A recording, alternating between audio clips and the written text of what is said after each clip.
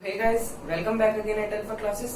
तो guys sir, पिछली video में हमने डिस्कस किया था कि मतलब एक्सरसाइज हमने मिसलेनियस एक्सरसाइज डिस्कस करी थी चैप्टर नंबर 3 मैट्रिसेस की। उसमें गाइस हमारा एक क्वेश्चन रह गया था जो हमने देखा ही नहीं था, क्वेश्चन नंबर 12, और काफी इंपॉर्टेंट क्वेश्चन है वो। तो आज पहले उसे डिस्कस करते हैं, और जैसे कि मैंने आपको बताया था चैप्टर खत्म होने के बाद ऑब्जेक्टिव क्वेश्चन आएंगे, तो ऑब्जेक्टिव क्वेश्चन भी इस लेक्चर में होंगे। तो आइए शुरू करते हैं क्वेश्चन नंबर 12 के साथ। तो उन्होंने हमें क्वेश्चन नंबर 12 में एक्चुअली दिया क्या है, पहले वो देख लेते हैं गाइस। क्वेश्चन नंबर 12 में हमसे क्या पूछता है guys, if A and B are the square matrices, if A and B are the square matrices of the same order such that A B is equal to B A B is equal to B उन्होंने हमें given दिया, और A और B दोनों same order की matrix है, then prove that by induction, induction मतलब PMI, principle of mathematical induction, prove that by induction that A into B की power N is equal to B की power N into A. हमें इसको इसके equal proof करना है PMI method से। तो सबसे पहले शुरुआत करते हैं, देखते हैं कैसे होगा ये वाला क्वेश्चन। तो गैजर इसमें देखो, सबसे पहले हम for N is equal to 1 के लिए इसे ट्रू करेंगे। तो गैजर सबसे पहले for N is equal to 1 के लिए हम देखेंगे ट्रू होगा या नहीं होगा। तो for N is equal to 1 के लिए जब हमने चेक करा तो एन की जगह 1 आ जाएगा, ए इंटू बी की power 1 is equal to B की पावर 1 इंटू ए। तो A B is equal to B आ गया। So first is true for N is equal to 1। अब एन इज इक्वल टू के लिए चेक करते हैं, एन की जगह के रखेंगे, ए इंटू बी की पावर के इज इक्वल टू बी की पावर के इंटू ए। यही आ गया, इसे इक्वेशन नंबर 3 कह देते हैं, इसे फर्स्ट और इसे सेकंड हमने एक्चुअली में दे दिया है। अब N is equal to K plus 1 के लिए चेक करते हैं, तो ए इंटू बी की पावर के प्लस 1 एलएचएस हम लेते हैं, क्योंकि आपको पता है जब हम N is equal to K plus 1 के लिए प्रूफ करते हैं तो हम पहले एलएचएस लेते हैं, और एलएचएस को आरएचएस के इक्वल शो करते हैं। तो एलएचएस हमने ली तो बनेगी ए इंटू बी की पावर एन की जगह के प्लस 1, ए इंटू बी की पावर के प्लस 1। अब गाइस ये देखो, आप इसमें क्या कर सकते हो, बी की पावर के इंटू बी लिख सकते हो अलग से, क्योंकि बी की पावर के प्लस 1 को आप ऐसे ब्रेक कर सकते हो ना, बी की पावर के इंटू बी की पावर 1, क्योंकि मल्टीप्लीकेशन में जो मतलब ऊपर पावर्स होती है वो ऐड हो जाती है। तो ए इंटू बी की पावर के इंटू बी हमने लिख लिया।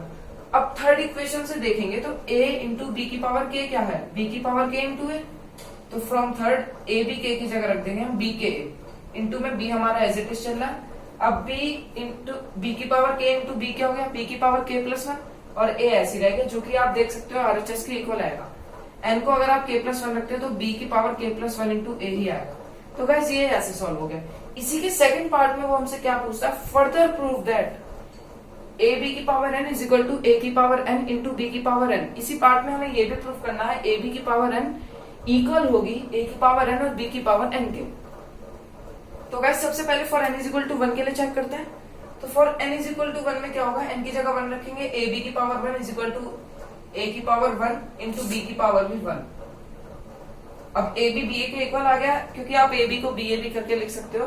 तो first is true for N is equal to 1, A B is equal to B A आ गया, क्योंकि हमारे यहाँ से।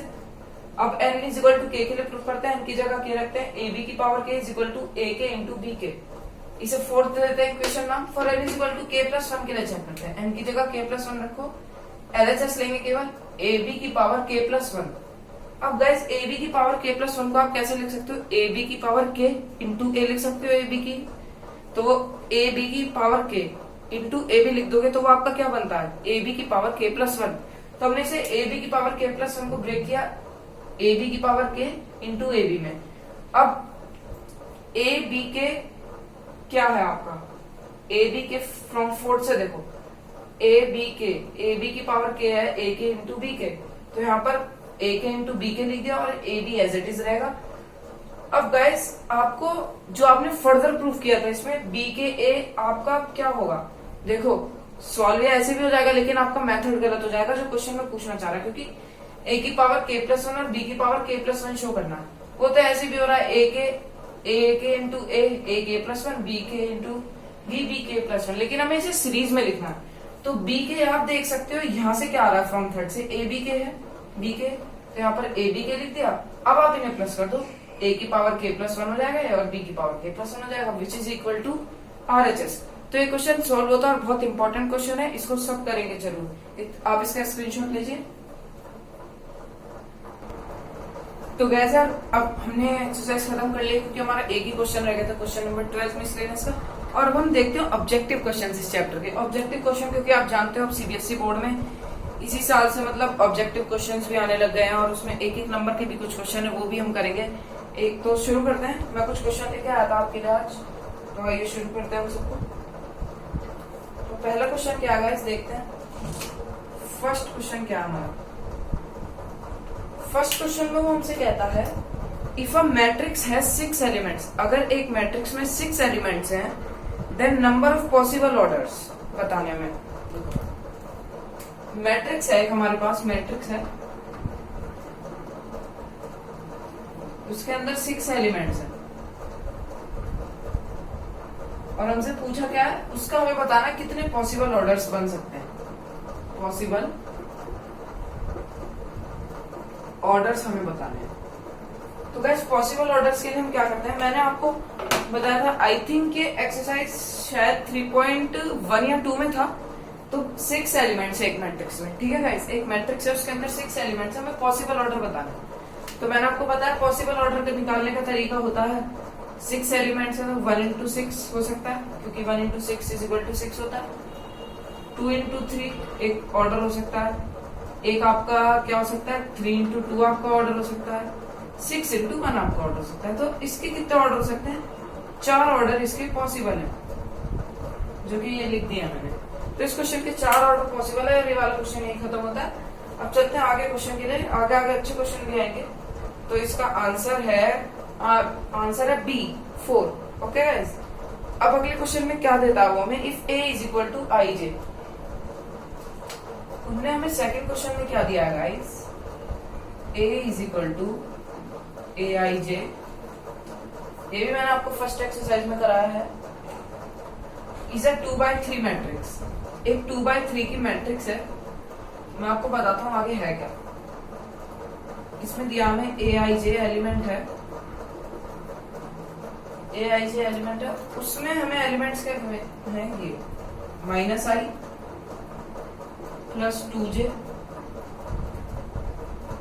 का होल स्क्वायर डिवाइडेड बाय 5, ये हमें दिया और हमें बताना है a23 क्या होगा। तो गाइस a23 मतलब यहाँ पर 2 और i की जगह 2 रख देंगे और j की जगह 3 रख देंगे। तो देखते हैं a23 क्या होगा गाइस, a23। तो a23 हमारा यहाँ से क्या निकलेगा, i की जगह 2 रख देंगे -2, j की जगह 3 रख देंगे, whole square divided by 5, -2 plus 6 आपका 4 होता है, 4 का स्क्वायर 16, तो आंसर हो गया आपका 16/5। तो इसमें ऑप्शन क्या दे रखे थे आपको, ए ऑप्शन में था 1/5, बी ऑप्शन में था 2/5, सी में था 9/5 और डी था 16/5। तो इसका आंसर क्या होगा 16/5। अब गाइस अगला क्वेश्चन देखते हैं, क्वेश्चन नंबर 3। पहले इसको रफ कर देते हैं फिर आगे चलते हैं हम लोग।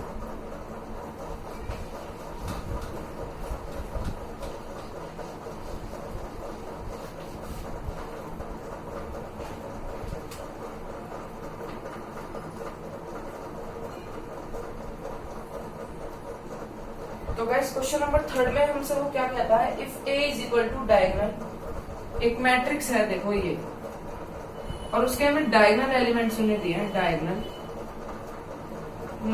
3 and -1, then matrix A is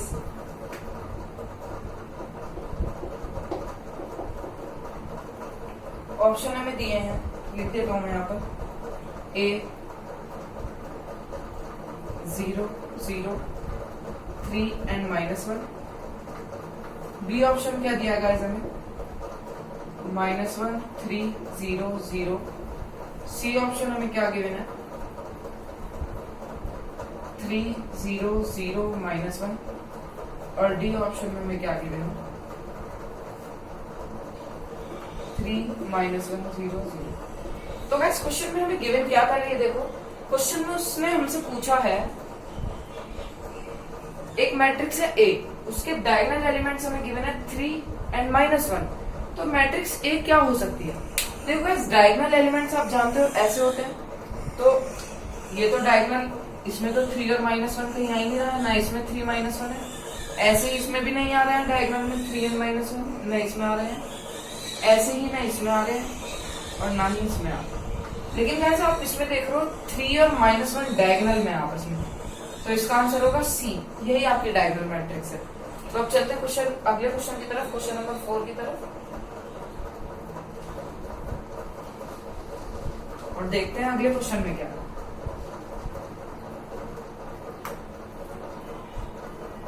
हाँ गाइस, तो क्वेश्चन नंबर 4 भी आपका काफी इंपॉर्टेंट है और काफी अच्छा क्वेश्चन भी है गाइस। तो क्वेश्चन नंबर 4 में देखते हैं क्या है। क्वेश्चन नंबर 4 में वो हमसे क्या कहता है, total number of possible matrices हमें बतानी है। Total number of possible matrices हमें बतानी है ऑफ ऑर्डर 2/3, जिनका ऑर्डर 2x3 हो,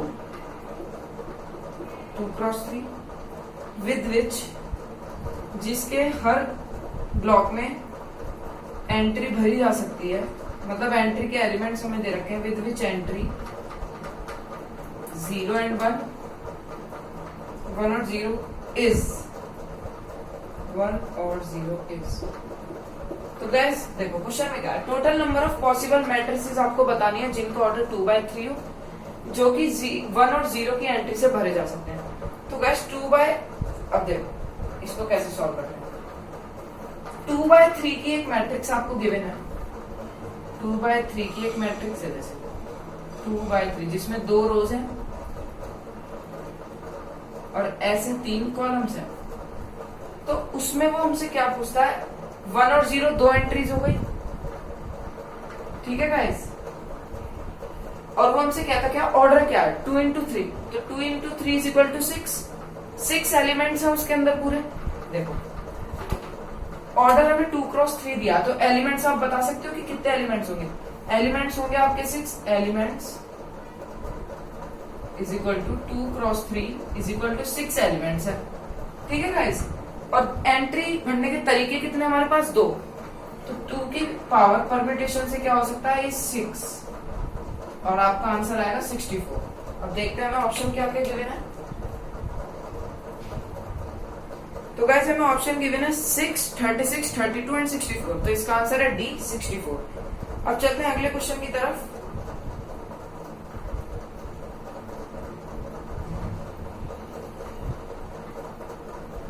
देखो गाइस अगले क्वेश्चन में हमसे क्या पूछता है, काफी अच्छा क्वेश्चन है ये क्वेश्चन। देखो आप इस क्वेश्चन में हमसे क्या कहता है, if A is equal to, हमें एक मैट्रिक्स गिवन है, if A is equal to, guys एक सेकंड में जरा थोड़ी पेन में ही डाल लो, फिर करते हैं इसको। एक ऑब्जेक्टिव क्वेश्चन इसमें बहुत अच्छा दूंगा मैं आपको, वो काफी अच्छा क्वेश्चन है और इम्पोर्टेंट क्वेश्चन भी है गाइस, फिर उसे करेंगे हम, इतना आप ये नोट कर। तो देखो गाइस इस क्वेश्चन में हमें गिवन क्या था, एक मैट्रिक्स हमें गिवन है, मैट्रिक्स A, और उसके एलिमेंट्स हैं आपके पास 5x एंड y 0, ये हमें एलिमेंट्स गिवन है एक मैट्रिक्स के, और हमें बताना है, एंड ये भी हमें गिवन है A is equal to A transpose भी हमें गिवन है। देन हमसे पूछा है x 0 होगा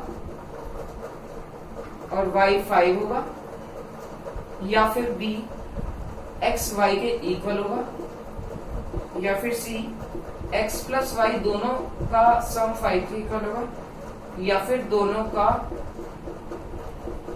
सब्ट्रैक्शन -5 के इक्वल होगा। तो गाइस अब इस क्वेश्चन में देखो हमें गिवन क्या है। सबसे पहले गिवन से आपको बहुत कुछ चीज मिलती है इस क्वेश्चन में। हमें क्वेश्चन में दिया है A is equal to A, हमें मैट्रिक्स गिवन है, और ये दिया हमें A is equal to A transpose के इक्वल है। तो गाइस अब यहाँ से देखो A is equal to A transpose हमें गिवन है, आप पहले A को A ट्रांसपोज के इक्वल रखोगे, जैसा कि आप लोग जानते हो सब। इधर का रफ कर देते हैं, फिर आगे चलते हैं। देखो गाइस आपको A is equal to A transpose given है, तो आपका पहले A ट्रांसपोज निकाल लो। आप क्या आ रहा है, 5x y एंड 0। आप जानते हो ट्रांसपोज में जो रो होती है वो कॉलम में कन्वर्ट हो जाती है, या फिर कॉलम रो में कन्वर्ट हो जाती है, बात एक ही है। तो फर्स्ट रो फर्स्ट कॉलम बन गया, and second row second column बन गई है।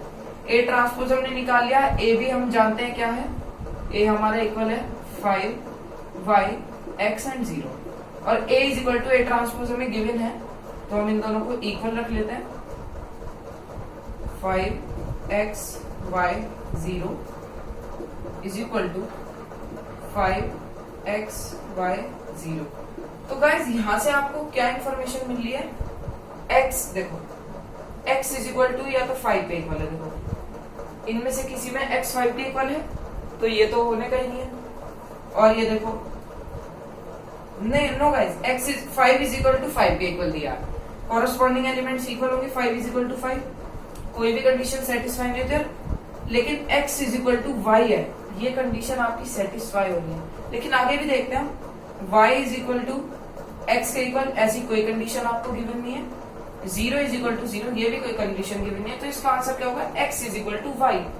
ये क्योंकि देखो ये कॉरेस्पॉन्डिंग एलिमेंट्स आपस में मैच कर रहे हैं, तो इसका आंसर होगा x is equal to y। अब लास्ट क्वेश्चन की ओर चलते हैं, देखते हैं, और अच्छा क्वेश्चन है काफी, उसमें वो हमसे कई बार पूछ लेता है क्वेश्चन, और काफी इंपॉर्टेंट क्वेश्चन भी, मुझे भी अच्छा लगता है क्वेश्चन। तो गैस क्वेश्चन एक्चुअली में है क्या, क्वेश्चन है प्रूव दैट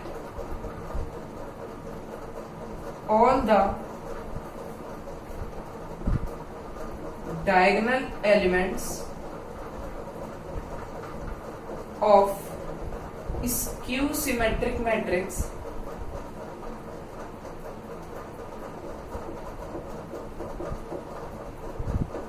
are 0। ये आपसे एक नंबर में ही पूछ सकता है क्वेश्चन और 2 नंबर में ही पूछ सकता है, ऑफ मैट्रिक्स R0।